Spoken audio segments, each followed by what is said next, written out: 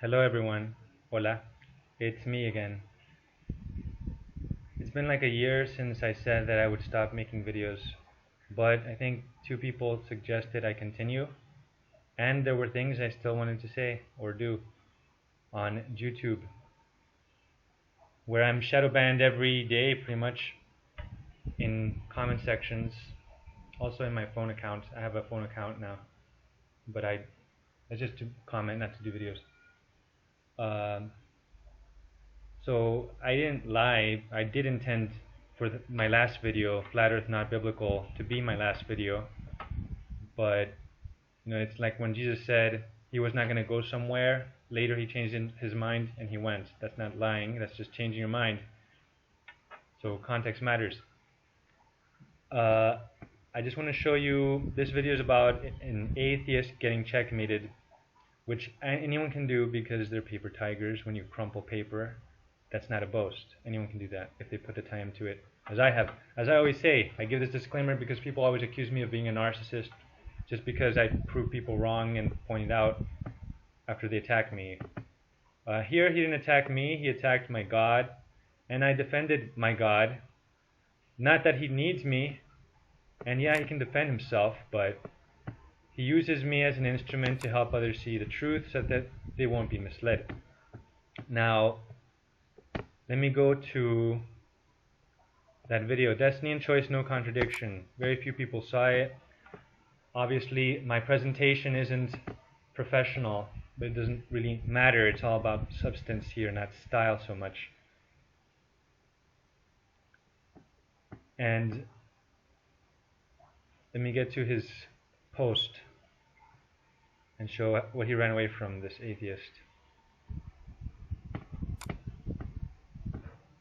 The issue is the problem of evil, which I dealt with in another video, and actually this one also, suggestions of, if you look at popular videos, what makes them popular? It's because they're superficial, like country comparison, very superficial shit, talking about sports and shit, or a freaking toilet here.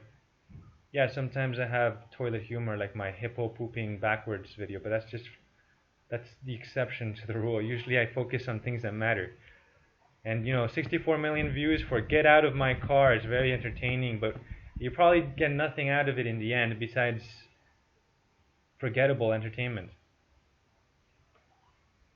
But I focus on things that matter, things of eternal consequence more. So that's why I'm not popular. The truth is not popular.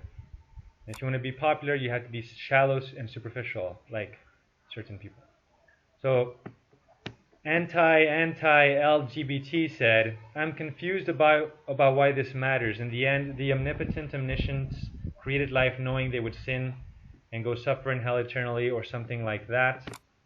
Is that not tyranny and cosmic rape by God, he asks. Since their free choice wasn't really free at all. The various weights of logic, emotion, vice, and virtue that made the minds of these two people that culminated in their choice didn't come from a source unknown to the omniscience. And then I say, well, then he says, or she, he says, he just blames God, saying God is responsible for everyone's decisions, as if we don't have decisions.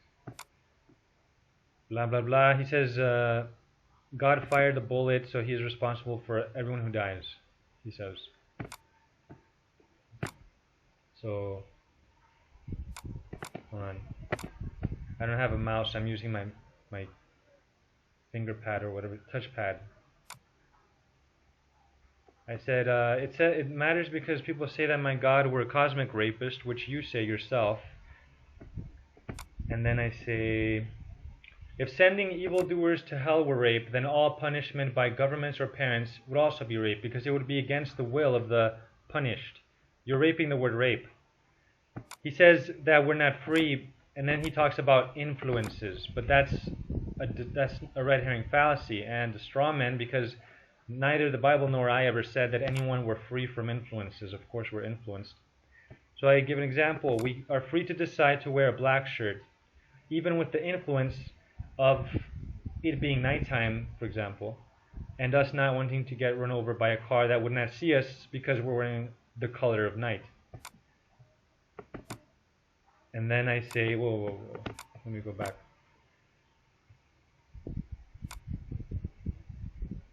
So I say you cannot force love. And then I mention his profile pic. You can read that if you pause if you want. Anyway. So then he's like, God is omniscient, therefore he is guilty. So he says that if you know that something will happen, he's conflating that with choosing, but that's not the same. And then he says,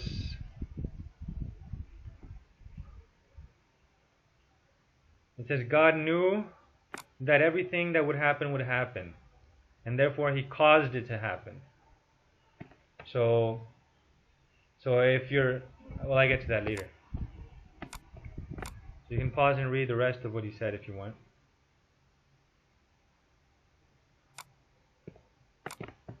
And actually that's a repeated post. Then I say, but omniscience is totally irrelevant because it means only knowing or observing the future choices we will make. When I see a chicken cross the road, my seeing them take that decision, although actually I don't see them take that decision because the decision was taken in their mind, and I can't see their mind because their mind is spirit, which I prove later.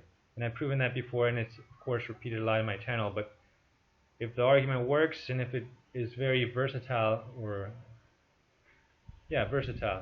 then in other words, you can use it to defeat different arguments. For example, the one that I'm going to use defeats the claim that the brain is a mind, and it also defeats macroevolution.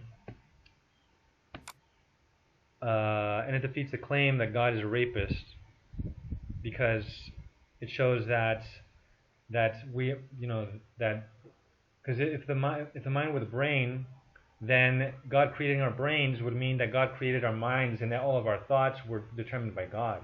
So that atheist assumption that the brain were the mind leads them to this conclusion because they don't know the difference. But I will explain that to him. So it's a non sequitur fallacy to say that seeing someone make a decision means that you made it for them.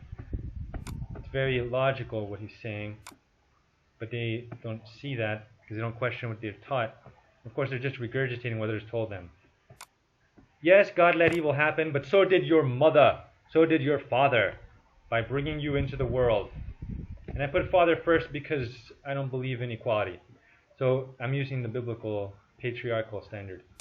Risking another, the feelings of libtards were hurt. Risking another selfish person scarring the world. They let you exist. Maybe you're the next Hitler, but they let you exist. They took that risk.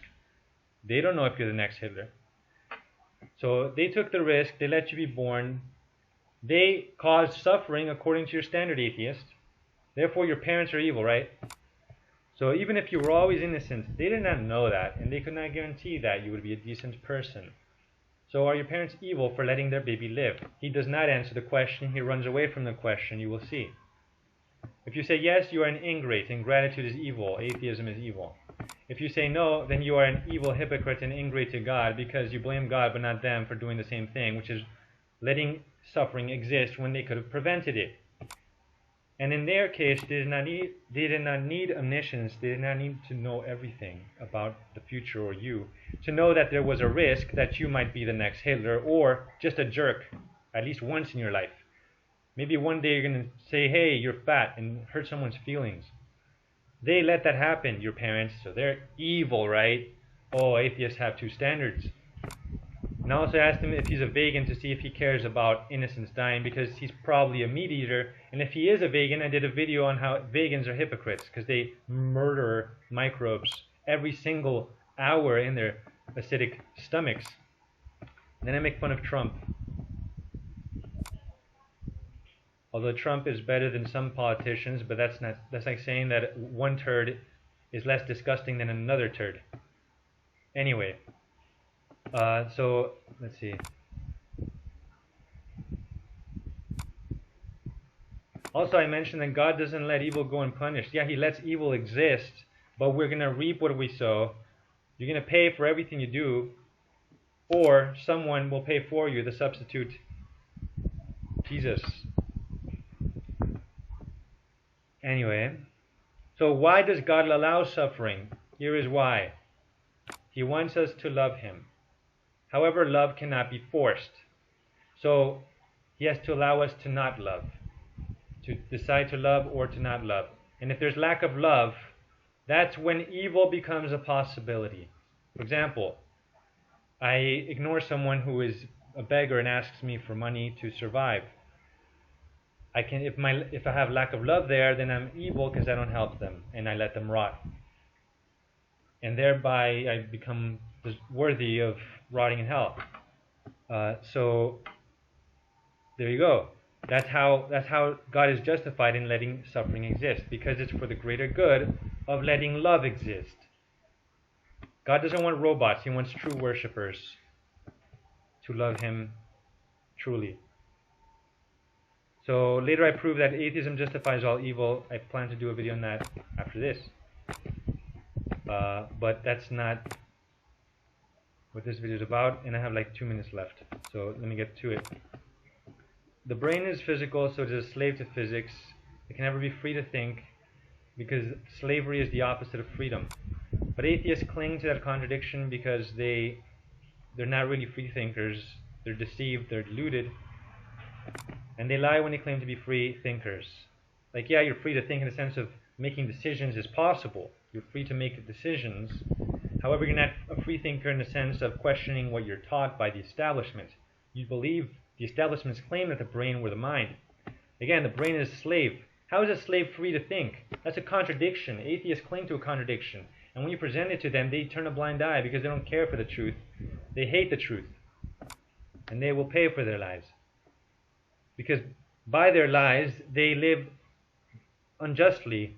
They live as ingrates to God, and ingrates will pay. You don't deserve to live if you don't respect the giver of life.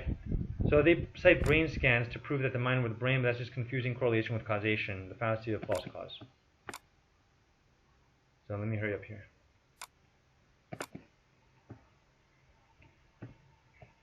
So does God code us to rebel against him? Does he make robots just to make him suffer? No. He would have no reason to grieve himself by forcing people to be atheists, ungrateful to him. How disgusting. You give someone a gift and they spit on you and say, you're nothing. Anyway, so I tell him, you ran away from my question, checkmate. Are your parents evil for letting their baby live? Guess all atheist parents are evil monsters then by your standard. Oh, that's right. You have two standards, atheists. Atheist ethics are a joke. You also run away from the argument proving that atheism justifies all evil, which you could have seen if you paused. But I plan to do a video on that later. How atheism justifies all evil. It sounds outlandish, but I can prove it. So here you are accusing God of what you are guilty of. You say God is to blame for everything. Well, actually, atheists can be blamed for everything, because atheists believe nature makes us do everything. We are puppets of nature. Hitler was just doing what physical laws told him to do. He had no choice. That's what atheists would admit to believing and would believe if they were consistent, which most of them are not. They're hypocrites. Actually, all of them are not, because they always blame people for one thing or another and say that prisons are justified. If nature forces us to rape or steal or lie or whatever, then they're innocent, and you should not put innocent people in jail, atheists. But you do that anyway because you're unjust. So yeah, that's that.